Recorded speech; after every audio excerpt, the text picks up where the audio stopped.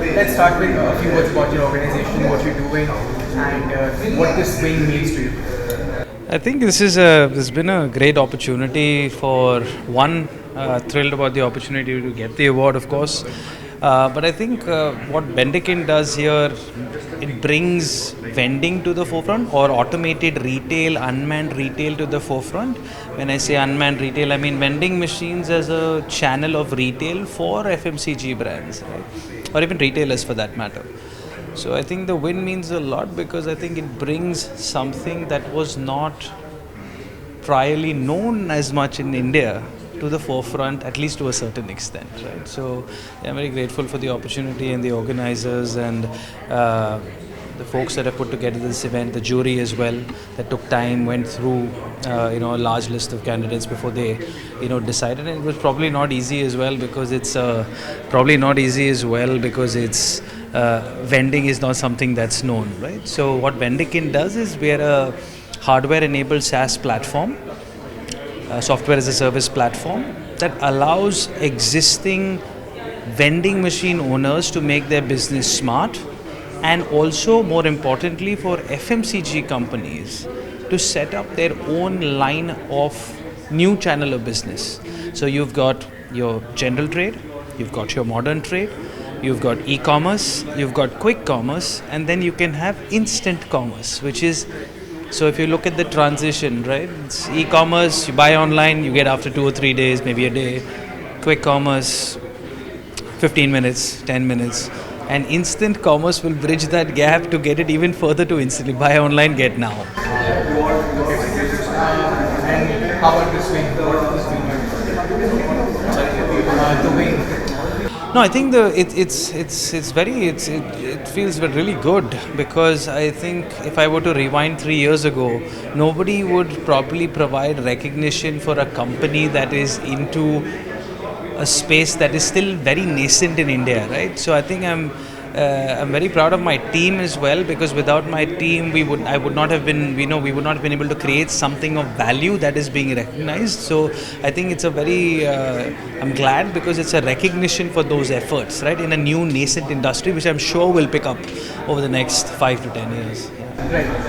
Great to hear that. Let's go to role of technology, right? Role of technology has included almost every field there is out there, including retail. How do you see retailers adopting new technology to make the shopping experience for customers more seamless? I think for retailers specifically, frictionless commerce, right, or frictionless purchase experiences will be critical, right? Because right now, if I look at the Gen Z or the millennial, we avoid going into a store. I mean, I'm saying we because I'm one of them, but don't want to go into the store because of the hassle of a checkout, waiting in the line. So I think the first things that will probably happen will be to improve the checkout experience for the consumer. And that could be, a simple scan and go like Amazon Go or Amazon Just Walkout technologies, or alternatively just creating a kiosk with best-selling products that can be unmanned and people can take them and leave. That's the eventual evolution I see. And then I think technology will also be used by retailers when they're trying to go direct to consumer from a supply chain standpoint, right? So as of now, I think as ONDC kicks in, Open Network for Digital Commerce kicks in, I think the need for the technology element to interconnect all the different stakeholders in ONDC, I think that will be probably the lowest hanging fruit in terms of evolution of technology for fulfilling consumer demand. E-commerce is still important retailers as far as growth opportunities are concerned, right? Social commerce is the next big thing. It's been pitched as the next big thing. As you mentioned, instant commerce will roll over everything. No, I think instant commerce, which is like kiosks or unmanned kiosks or vending, it will probably take its time to evolve, but it will definitely get there. I think if you look at the purchase format or the purchase experience for the consumer, right, for the customer. When I buy online, I'm getting it after 2 or 3 days. I buy quick commerce, I use Zepto, Blinkit, Dunzo. I buy online, I get in 15 minutes. Eventually buy online, get from a kiosk right there, right? Or buy on. So and social commerce to me, I think there's a lot. If you look at Meesho, you look at several other folks that have tried to do social commerce in India. It probably, I don't know the reasons why, in all honesty, but I don't know why it's not taking off like it has in China. So there is some gap, and personally I don't know what that is, but I believe it's going to be a more simpler format that takes e-commerce purchasing experience faster and faster and faster and faster to the consumer, right? So when I say e-commerce, 1 day, 2 days, 3 days, quick commerce, 15 minutes, 30 minutes, 20 minutes, 10 minutes. Then you got instant commerce, that is like you buy immediately and get what you want, instant gratification, right? So that's how I see the evolution happening, and the interlinking of consumer loyalty across all these channels, right, through the mobile phone. So I believe that to me is probably the way things will evolve. Correct. I want to ask you about supply chain. Supply chain. Supply chain. 3 years since the pandemic hit us, supply chain issues still there. That being said, what are the investments that retailers should look into to make sure that their supply chain is rock solid?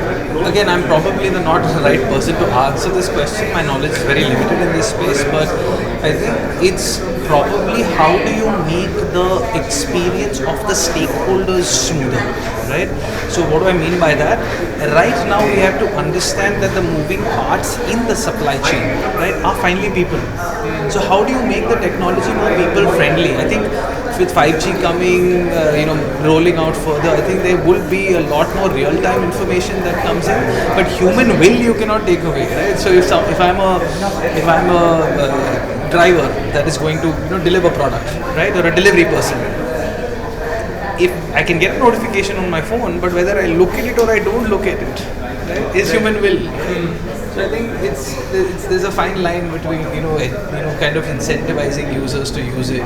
So I think that 5G definitely will help in terms of GPS trackers, making efficiencies come in more.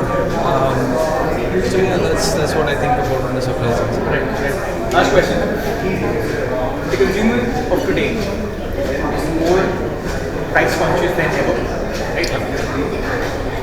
Given that, in this scenario, how does that add to the costs of retailers in terms of consumer acquisition and retention? No, I think inflation is finally, it's all pervasive, right? So inflation is going to drive prices, input prices for all FMCG companies. So it's impossible for even retailers who are dependent on the input prices or from the FMCG brands to really not pass the price rise on to the consumer, right? But I think the price rise to the consumer will be passed on in a very crafty, if I were to put it that way, the pack sizes will reduce, whereas the MRP would remain the same. So that's how I see it evolving really. Can't really say with the volatile situation in the world. I don't think nobody knows what's going on, what actually is going to happen on the inflation side. But inflation is here to stay, I think, as India is growing especially. So probably I see pack sizes reducing in FMCGs, pack sizes reducing, MRP not really changing so much because that will really affect consumer sentiment. Thank you so much for standing with us. Pleasure having you here. Thank you. Thank you. Thanks.